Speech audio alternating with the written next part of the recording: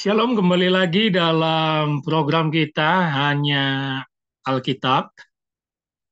Kita hari ini akan mempelajari satu teks ya yang saya rasa ini pasti sering dilewatkan orang ketika membaca teks ini ya. Dan memang kalau kita perhatikan secara seksama, teks ini tidak nyambung dengan perikop yang menjadi inti cerita dan seakan-akan teks ini tidak penting. Nah, tetapi YouTube kita hanya Alkitab suka untuk mempelajari hal-hal yang terlewatkan atau hal-hal yang sulit di dalam Alkitab.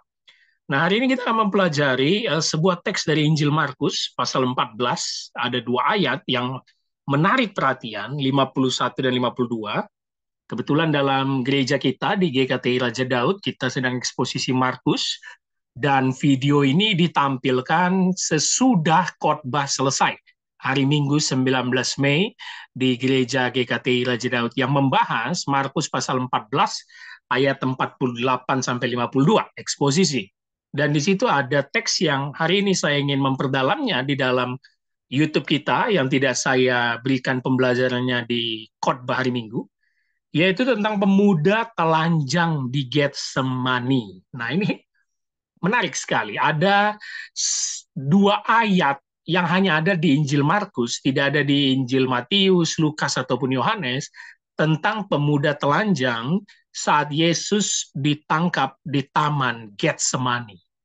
Nah, ini memiliki banyak polemik di dalam penafsiran para ahli Perjanjian Baru, dan hari ini saya akan tampilkan beberapa pandangan, beberapa pendapat siapa pemuda telanjang di Getsemani, dan apa pentingnya dua ayat ini masuk di dalam peristiwa penting saat Yesus ditangkap di Getsemani. Kenapa dia perlu menampilkan pemuda telanjang di Getsemani ini? Baik, kita akan pertama melihat teksnya supaya teman-teman juga yang menonton bisa jelas. Ya, ini adalah teksnya. Markus 14 ayat 51 sampai 52. Ada seorang muda, Neaniskos, ya, pemuda, seorang yang sangat muda, bahasa Yunani-nya Neaniskos, yang pada waktu itu hanya memakai sehelai kain lenan, sindon atau sindona, ya, sindon atau sindona, untuk menutup badannya mengikuti dia, Yesus. Mereka hendak menangkapnya, ini para prajurit dari pemuka agama Sanhedrin, para imam dan tua-tua, yang datang ke Getsemani bersama Yudas. Mereka hendak menangkapnya, menangkap si pemuda ini, Neaniskos, tetapi ia melepaskan kainnya, melepaskan kain lenannya, sindona, dan lari dengan telanjang. Nah, ini yang mendasari judul kita pada hari ini. Siapa pemuda telanjang di Getsemani? Ada seorang muda. Nah, kalau teman-teman buka Alkitab kita, itu perikopnya ayat 43 sampai 52, satu perikop dengan judul yang diberikan LAI, Yesus ditangkap. Ya. Dan ketika itu Yudas datang memberikan ciuman menandakan Yesus supaya ditangkap, lalu terjadi chaos. Dan salah satu telinga prajurit itu terpotong oleh pedang. Nah, saya yakin teman-teman sudah pernah dengar cerita ini dari berbagai Injil.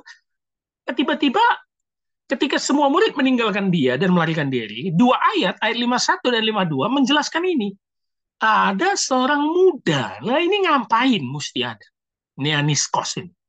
Yang hanya memakai sehelai kain lenan. Nah, teman-teman perlu tahu konteksnya. Kalau orang Yahudi hanya memakai kain lenan, itu hanya pakaian dalam. Ya, biasanya orang Yahudi itu memakai double, ada jubah dulu, baru pakaian dalam di dalamnya. Nah, kenapa pemuda ini tiba di Getsemani hanya menggunakan pakaian dalam? Makanya setelah itu, ketika dia mau ditangkap, pakaian yang terlepas dan dia telanjang. Nah, kalau teman-teman pernah lihat teks ada Saul telanjang di Perjanjian Lama, sebenarnya itu bukan telanjang bulat, bukan naked ya, tetapi hanya menggunakan pakaian dalamnya. Karena orang Yahudi itu pakainya berlapis, ada jubah dulu, di depannya, baru ada pakaian lagi di dalam. Nah, pemuda ini betul-betul telanjang karena hanya menggunakan pakaian lenan yang menjadi pakaian dalam. Dia tidak ada menggunakan jubah atau pakaian lain. Nah, kenapa ini mesti ada?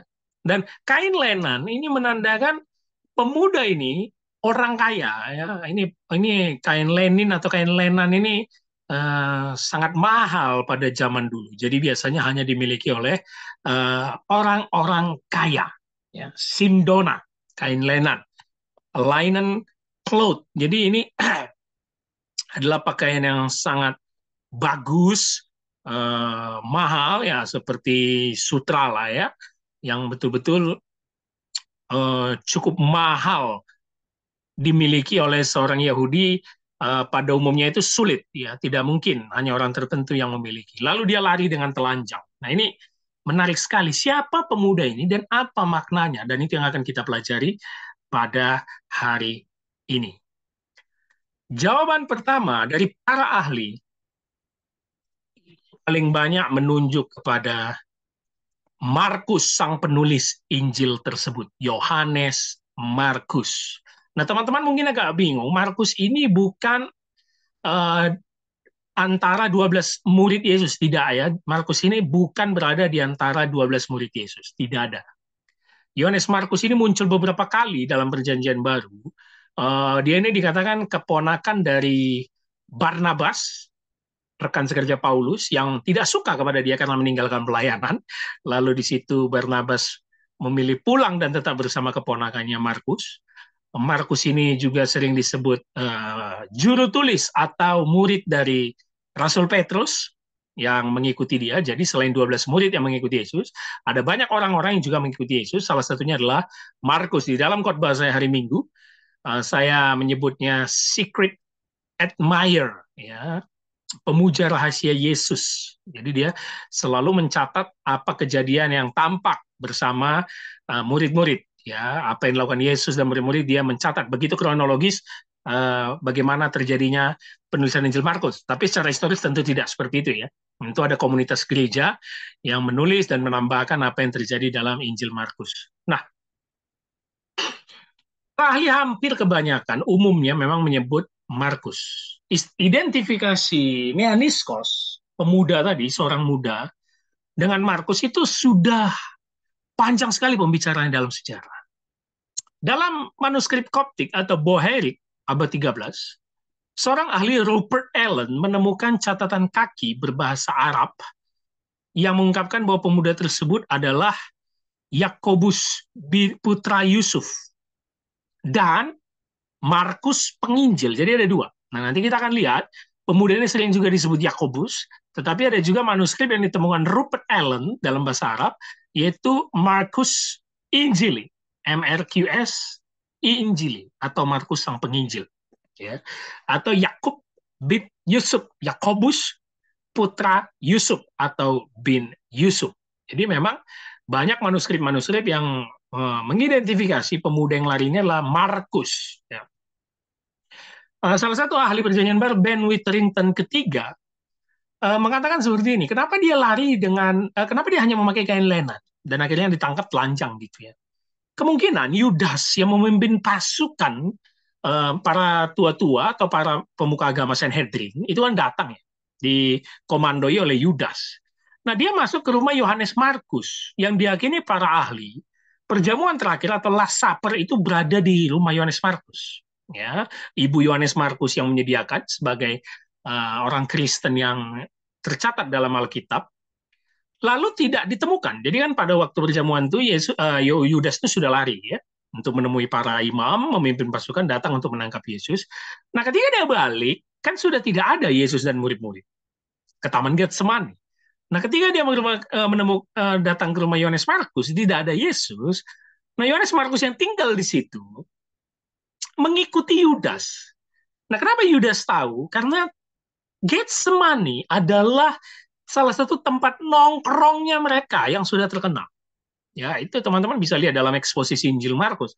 Getsemani itu sudah terkenal dan mereka sering nongkrong di situ. Jadi bukan pertama kali Yesus datang untuk berdoa di situ, tidak ya.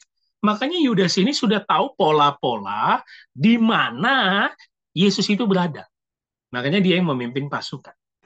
Maka itu ketika Yohanes Markus mungkin bertanya, kemana Yesus, kemana yang lain? Yohanes Markus mungkin mengatakan ke Taman Getsemani, atau memang Yudas sudah tahu ke Taman Getsemani.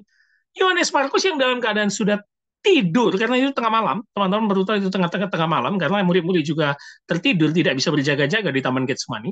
Mereka sampai ditegur Yesus, itu tengah malam. Yohanes Markus yang terbangun dari tidurnya, Ben Witherington mengatakan dia hanya memakai pakaian dalam, yaitu lenannya saat tidur, langsung mengikut Yudas. Nah, perkataan Ben Witherington ini secara alur cerita cukup masuk akal ya. Langsung mengikuti Yudas juga. Dan di situ dia melihat kejadian nanti, dan di situ saat dia ingin tangkap, dia melepaskan kain lengan dan dia telanjang. Karena memang dia hanya memakai kain itu, tidak sempat memakai jubah, karena terburu-buru mengikut Yudas dan itu sudah tengah malam. Nah, jadi memang hampir semua sepakat secara umum, tapi kita tidak tahu mana yang benar. Pemuda itu adalah Yohanes Markus, penulis Sang Injil. Nah, kenapa? Sering sekali dalam buku kuno zaman dulu ataupun Injil yang lain, sering sekali para penulis menyelipkan namanya secara tidak langsung di dalam sebuah cerita dan tidak menyebut dirinya secara langsung. Dan Markus ingin menyebut dirinya secara langsung sebagai seorang pemuda, tidak mau menyebut namanya, dan di dalam keadaan lari karena Yesus ditangkap. Nah, itu kita akan lihat nanti di makna di kesimpulan terakhir. Kenapa? Apa makna ini sebenarnya? Pemuda yang lari telanjang ini. Nah, contoh, Injil Yohanes. Selalu disebut orang atau murid yang dikasihi. Dia tidak menyebut Yohanes. Atau itu penulis Injil Yohanes, yaitu komunitas orang-orang Johanin, ya Johannes, menyebut orang yang dikasih. Belum tentu itu memang menuju Rasul Yohanes, tapi kebanyakan kita para teolog meyakini itu Yohanes, ya, murid Yesus dari 12 murid. Nah, jadi sering seperti itu. Kalau Lukas menunjuk langsung kepada Theophilus yang mulia. Ya, Lukas, kisah para rasul, sama penulisnya dianggap seperti itu. Matius menyebutnya sebagai seorang Lewi atau pemungut cukai. Jadi sering sekali dalam setiap buku kuno di sebuah teks yang sudah mau berakhir atau di pendahuluan atau di tengah diselipkan nama penulis secara tidak langsung. Jadi yang pertama pemuda ini disebut Markus, ya. Yang kedua ada bahkan lari menyebut itu Yesus sendiri yang lari dengan telanjang. Ini secara simbolik untuk memahaminya. Itu tidak mungkin Yesus lari. Ya, ini pemahaman secara simbolik, yaitu inaugurasi misterius tentang karya Yesus yang mati dan bangkit. Jadi ini kayak gambaran simbolis di depan, inaugurasinya. Bagaimana melihatnya? Berhubungan dengan kain lenan, kain linennya. Sindon. Itu di 1451 dan 52 untuk menunjuk kepada seorang muda yang lari dengan telanjang. Dan nanti kita temui kain lenanya di ayat 14, pasal 14, ayat 56, ketika Yesus ingin ditangkap di mahkamah agama dan dikubur. Nah, ya. Jadi ayat 14:56 Imam Kepala mencari kesaksian supaya dapat dihukum mati, tapi tidak memperolehnya. Ya, jadi dia di situ sudah memakai kain lenan, ya, karena uh, sebentar, ini ada salah. Bukan ayat 56, tapi ayat 15, ya. Um,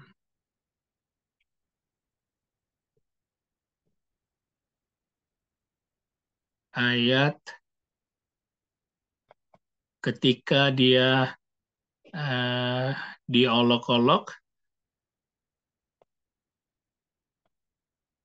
ayat 15, ayat setelah dia mati, ya. 46. Sorry, itu bukan 56 tapi 46. Coba saya perbaiki 15, 46.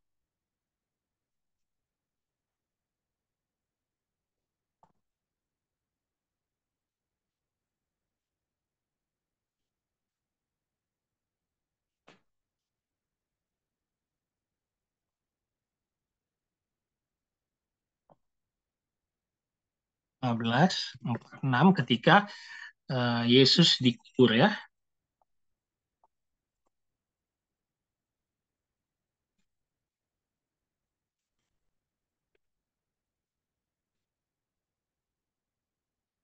Oke,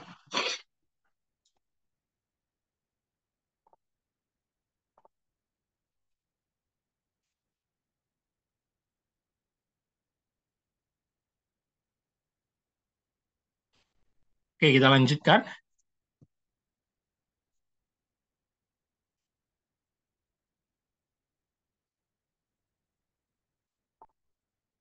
Ya, jadi dihubungkan dengan Yesus yang nanti dipakaikan kain lenan oleh eh, Yusuf Arimatea, kain lenan.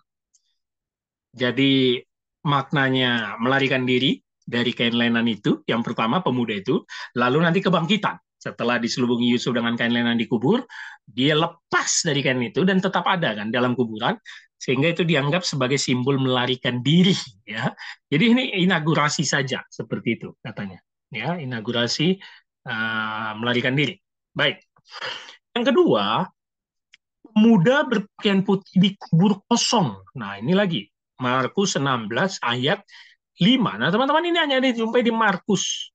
Ya, lalu mereka masuk ke dalam kubur dan mereka melihat seorang muda, lagi-lagi muncul seorang muda yang memakai jubah putih. Nah, ini kan mirip kain lenan juga.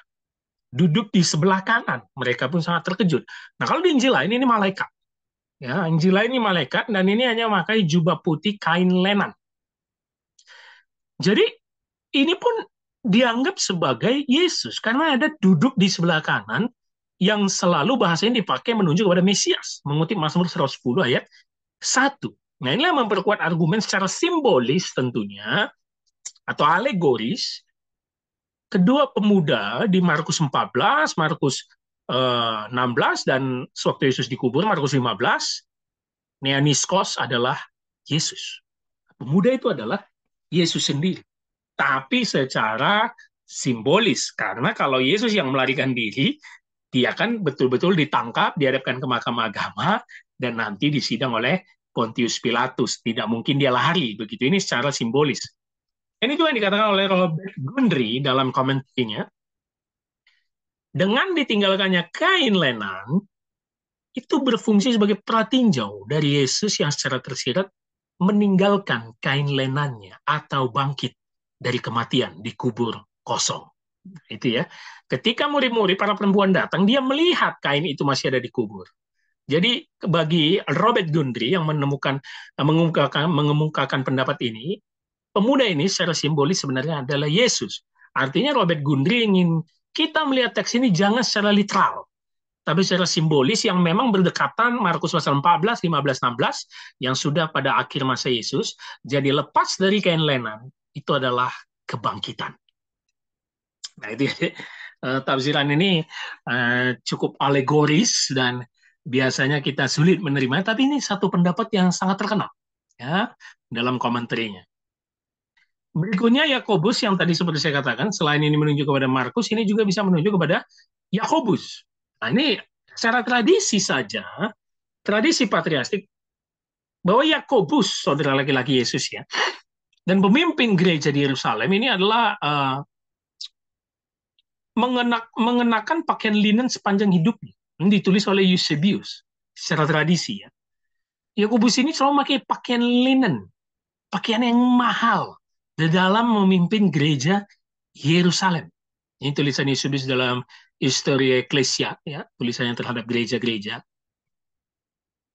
Lalu pada bab 4 Epipanius menjelaskan hal ini sebagai Yakobus yang terus mengenakan pakaian yang sama yang pernah ditinggalkannya saat dia lari di Taman Getsemani dalam Markus 14 ayat 51 dan 52. Jadi kemungkinan besar Yakobus juga hadir di dalam peristiwa Taman Getsemani. Ini saudara laki-laki Yesus yang berbeda dengan Yakobus murid Yesus yang mati martir pertama di Kisah Para Rasul. Ini berbeda ya. Yakobus saudara Yesus ini awalnya tidak percaya, nanti percaya setelah Yesus bangkit. Nah, dialah sebenarnya yang lari yang juga menyaksikan sama seperti Markus juga menyaksikan peristiwa di Taman Getsemani. Nah, begitu juga tadi yang seperti dikatakan dalam komentator abad pertengahan, Plikak, dalam komentatornya menurut Markus 14, pelarian telanjang itu adalah Yakobus. Yang tadi kita katakan di bagian Markus pada abad ke-13, dalam manuskrip Boherik, ada tulisan Arab dengan nama James, son of Joseph. Yakobus, anak Yusuf. Yusuf nama Bapak Yesus, dan Yakobus adalah saudara Yesus pada abad ke-13. Jadi, dalam bahasa Arab itu ditemukan dalam manuskrip itu adalah Yakobus, saudara Yesus. Nah, jadi dari penemuan sejarah dan para komentari para ahli ini, begitu banyak perbedaan-perbedaan dan perbandingan yang bisa kita temukan terhadap kerumitan menemukan siapa pemuda yang lari telanjang di Getsemani. Dan ini hanya ada di Injil Markus. Nah, berikutnya, Yusuf Arimatea. Nah, ini menarik. Ada yang mengatakan Yusuf Arimatea. Yusuf Arimatea yang kita tahu tadi di Markus 15:46 membungkus tubuh Yesus dengan kata yang sama saat pemuda lari telanjang dengan kain lenannya, yaitu kain linen, sindona. Ya. Kata yang sama dipakai di pasal 15. Jadi, ada kemungkinan, ada 3 peristiwa penting kejadian. Yang pertama, pemuda yang melarikan diri dengan telanjang meninggalkan kain lenannya, Markus pasal 14. Yusuf yang menyelubungi Yesus dengan kain lenan, pasal 15. Dan pemuda di dalam kubur yang mengenakan pakaian putih atau jubah putih, pasal 16. Itu semua disatukan Yusuf Arimatea. Kita tahu Yusuf Arimatea adalah bagian dari Sanhedrin. Dia ini salah satu dari bagian orang yang diceritakan dalam Injil yang pemuka agama yang bertobat mempercayai Yesus. Ya. Satu lagi adalah Nikodemus dalam Injil Yohanes. Yusuf Arimatea lah yang menguburkan Yesus. Dia membungkus dengan kain lenan, kain yang mahal, dan juga berada di kubur yang sudah dia miliki. Itu kubur yang mahal, kuburnya orang-orang kaya. Jadi sering sekali, mungkin ketika Yudas memimpin pasukan para pemuka agama, Yusuf Arimatea itu membuntuti dari belakang. Karena dia bagian dari Sanhedrin. Jadi dia ikut menuju Getsemani secara diam-diam, gitu ya, tanpa diketahui pasukan mungkin, tanpa diketahui Yudas. Dia melihat kejadian, dan dia lari. Ketika Yesus tangkap dan semua murid-murid lari, dia pun ketakutan lari. Lalu dikatakan dalam teks, mereka hendak menangkapnya. Kenapa? Para prajurit Sanhedrin ini bingung. Satu, ini siapa? Karena 12 murid sudah lari. Yang kedua, loh, kenapa pemuka agama hadir? Karena tentu prajurit mengenali Yusuf Arimatea. Sanhedrin itu dari 70-71 pemuka agama. Ya. Makanya dia ingin tangkap. Tapi dia meninggalkan kain lenannya. Nah, yang tidak masuk akal, yang bisa kita kritisi dari pendapat ahli yang mengatakan Yusuf Arimatea, nggak mungkin Yusuf Arimatea hanya memakai kain lenan. Nggak mungkin. Ini imam pemuka agama yang terpandang, yang tentu bajunya lengkap. Walaupun ini tengah malam kondisinya. Tapi ada kemungkinan memang itu Yusuf Arimatea. Dikaitkan dengan dia juga nanti menguburkan dengan kain lenan, dan nanti ada pemuda dalam kubur yang mengenakan jubah putih atau pakaian putih yang berkaitan juga dengan jubah mahal atau kain lenan. Jadi dikait-kaitkan, dihubung-hubungkan. Nah, ada juga para ahli yang mengatakan, tadi seperti sama Robert Gundry yang mengatakan ini hanya simbolis, adalah penggenapan dari cerita Yusuf di Mesir, kejadian pasal 39. Kenapa? Yusuf di Mesir itu lari ketika digoda oleh Potifar, dan dia meninggalkan jubahnya. Ya, walaupun bukan kain lenan, tapi dia juga meninggalkan jubahnya lalu lari. Jadi pemuda ini sebenarnya ingin menunjukkan dia juga Yusuf sebagai pemuda yang bersih, yang takut akan Tuhan. Dia lari meninggalkan kain lenannya sehingga dia telanjang, dan dia tidak takut dengan ketelanjangannya karena dia berbuat benar. Tetapi kan tidak nyambung dengan kisah Yusuf di kejadian 39. Karena Yusuf kejadian 39 memang lari dari godaan, sedangkan pemuda di Getsemani lari karena ketakutan, karena hendak ditangkap. Melihat Yesus sudah ditangkap. Jadi pendapat yang mengatakan ini tipologi dengan Yusuf, anak Yakub di kejadian 39 tentu tidak tepat juga. Nah, bagaimana dengan Yusuf Arimatea? Nah, ini teman-teman yang memikirkannya. Nah, teman-teman kalau lihat dari slide yang saya tampilkan selama ini, dari tadi, semua tanda tanya ya. Yakobus kah, Yusuf Arimatea kah, ya, Yesus kah, yang Robert Gundry mengatakan secara simbolis, atau Markus kah. Jadi saya tidak ada mengatakan dialah yang paling benar, karena memang teks ini cukup sulit ya. Tapi kita bisa melihat dari catatan gereja, bapak-bapak gereja, dan tafsiran para ahli, memang teks ini beragam pendapatnya. Tetapi kan tidak nyambung dengan kisah Yusuf di Mesir. Jadi pemuda ini sebenarnya ingin menunjukkan dia juga Yusuf Arimatea sebagai pemuda yang bersih, yang takut akan Tuhan. Dia lari karena ketakutan, karena hendak ditangkap. Melihat Yesus sudah ditangkap. Jadi Berikutnya ada yang mengatakan ini Lazarus, teman-teman. Lazarus yang dibangkitkan Yesus dalam Injil Yohanes. Pelarian telanjang dalam Markus 14 adalah Lazarus dari Betani, yang dimana kisahnya sangat terkenal di Injil Yohanes, dibangkitkan dari kematian yang sudah 4 hari mati. Yohanes 12, nah ini dikaitkan ya dengan Yohanes 12, menunjukkan bahwa para imam kepala itu kan berencana membunuh Lazarus setelah ia dibangkitkan. Nah itu teksnya ada di Injil Yohanes. Ya. Mereka takut berita itu tersebar karena heboh, mereka memang berencana membunuh Lazarus. Jadi sosok misterius di Markus 14 yang ditangkap, bisa jadi Lazarus yang bangkit dari kematian. Ya. Karena memang dia orang yang sangat muda. Tapi pendapatnya dikemukakan dari alasan kematiannya tidak terduga. Apa? Kenapa dia sudah mati? Dia saudara Marta dan Maria kan masih muda kok dia, tapi sudah mati. Kematiannya tidak terduga. Nah, teman-teman bisa membandingkannya dengan membaca Injil Yohanes pasal 11. Dan Getsemani dekat dengan Betani dan Yerusalem. Bukan tempat yang aneh. Ini tempat mainnya Lazarus. Dia selalu melewatinya, dia sudah hafal. Kehadiran Yesus juga tidak terduga mengingat ia berhutang banyak. Jadi kemungkinan besar setelah Lazarus bangkit dari kematian, yang kalau secara kronologis kita tidak bisa membandingkan Injil per Injil, tetapi kronologis Getsemani pasti sesudah Lazarus bangkit dari mati. Ya, tapi kita tidak perlu menggabungkannya dengan Injil Markus dan Yohanes. Nah, dia berhutang banyak, dia ingin mengucapkan terima kasih, maka dia pasti menjadi pengikut Yesus, murid Yesus. Sama seperti saudara Maria dan Marta. Jadi kemanapun Yesus pergi, dia pergi. Maka dalam konteks ini ke Getsemani, Lazarus pun pergi. Ya, tapi kenapa nggak disebut? Nah, orang-orang yang dalam pelarian, kata Michael Herron, di dalam tulisan Naked Young Man, A Historian Hypothesis, orang yang dalam pelarian atau yang ingin diburu, DPO, oleh para pemuka agama ingin dibunuh, itu tidak disebut namanya dalam Injil. Itu alasan Markus hanya menyebut pemuda, tidak menyebut Lazarus yang sudah dibangkitkan. Tidak. Karena dia termasuk orang pelarian yang ingin diburu, ya, ingin dibunuh oleh para pemuka agama. Nah, ini pendapat atau tafsiran dari Michael Herron. Baik sekali tulisannya dalam Historian Hypothesis. Nah, menarik ya. Apakah ini Lazarus? Karena ketakutan juga dia meninggalkan kainnya dan lari dengan telanjang. Bisa jadi, bisa tidak juga. Ya. Lalu yang bagian terakhir saya ingin menampilkan dari sebuah tulisan Clement of Alexandria, A Secret Gospel of Mark. Ini bagian dari bapak-bapak gereja di bagian timur. Nah, teman-teman harus tahu, Markus ini menjadi salah satu pionernya gereja Koptik Mesir, Alexandria. Nah, itu adalah Rasul Markus. Ya, kalau teman-teman tahu gereja Katolik itu based on Apostle of Peter, Rasul Petrus.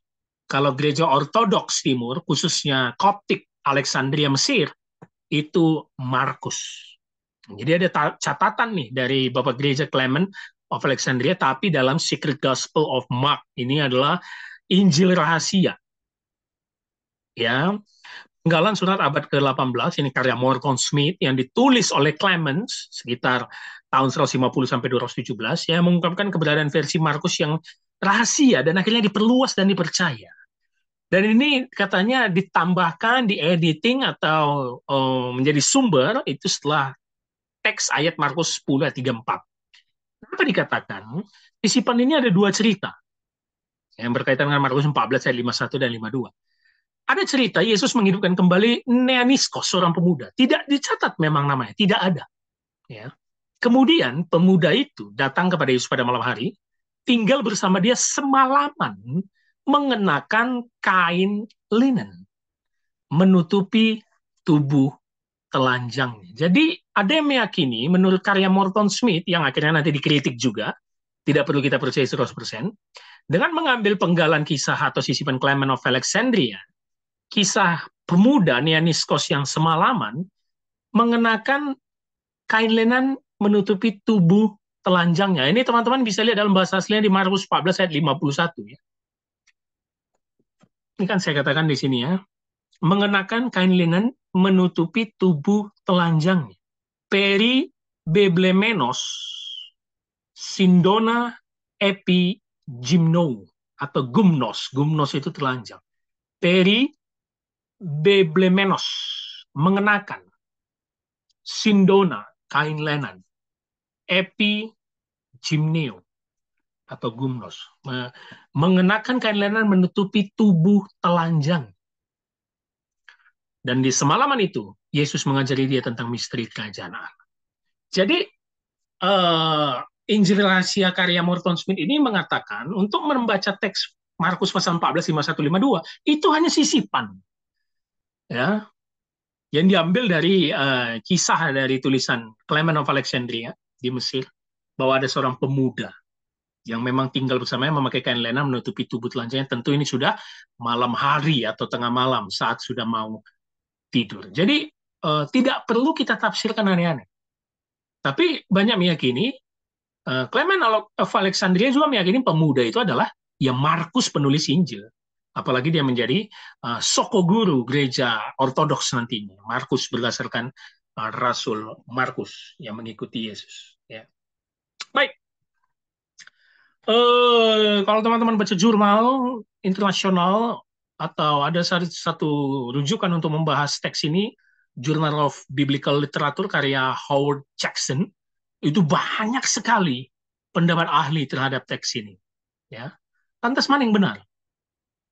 Nah, kalau kita tanya sekarang, khususnya konteks kita Indonesia, hampir semua pengajar, dosen, teolog mengatakan itu adalah Markus. Sebagai sisipan dia menulis, menandakan kegagalan dia. Nah, itu yang menjadi makna kesimpulan membaca teks ini. Kalau ditanya, siapa pemuda telanjang lari Getsemani sesuai dengan tema pembelajaran kita? Kita harus jujur, dalam hermeneutik, menafsir teks, kita harus berangkat dari teks itu. Maka jawabannya tidak tahu. Tidak tahu. Karena kalau kita balik mulai dari pasal 1 sampai 13, tidak ada keterangan seorang pemuda. Nah, pemuda itu nanti muncul di kubur Yesus juga ya. Itu yang tadi kita bisa kaitkan untuk menerima beberapa pandangan, apakah itu memang simbolis tentang Yesus ya, atau Yusuf Arimatea. Kalaupun kita tidak menerima itu, maka kita harus menemukan maknanya. Tentu hanya makna teologis dan praktisnya. Yang pertama, kita harus menafsir teks itu hanya sebagai simbol dari kegagalan. Kegagalan murid yang mengikuti dia. Karena teksnya mengatakan tadi mengikuti dia. Dia gagal, dia lari juga bersama murid-murid yang lain. Mungkin selama ini dia mengikuti secara diam-diam, mungkin dia secret admirer-nya Yesus. Tapi dia tidak menyangka Yesus lemah dan akhirnya ditangkap. Dia pun lari tanpa memperdulikan ketelanjangannya. Kegagalan dan memalukan. Ketelanjangan bagi orang Yahudi adalah memalukan. Sejak Adam dan Hawa jatuh ke dalam dosa. Ketelanjangan, memalukan, kegagalan. Yang kedua, mau tidak mau kita hanya bisa menafsirkannya. Ini menandakan Jesus alone. Dia sendiri. Ayat 50 dikatakan murid-murid lari meninggalkan di ayat 51. Pemuda ini pun lari dengan telanjang meninggalkan kain lenannya. Menandakan apa? Tidak ada seorang pun pengikutnya yang tinggal bersama dia. Kesendirian Yesus. Yesus ditangkap secara kasar dan brutal. Tidak ada yang menemani. Tidak ada yang membela. Dia sendiri. Tapi kita perlu juga melihat makna yang jauh. Apalagi berhubungan dengan pasal 15 dan 16 akhir dari Injil Markus. Ini menandakan menuju pemulihan.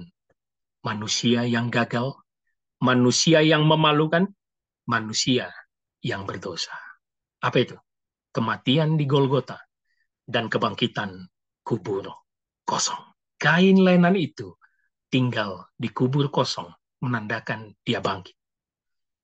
Murid-murid yang gagal, pemuda yang lari telanjang ini akhirnya direngkuh dan ditutup oleh karya keselamatan dari Yesus.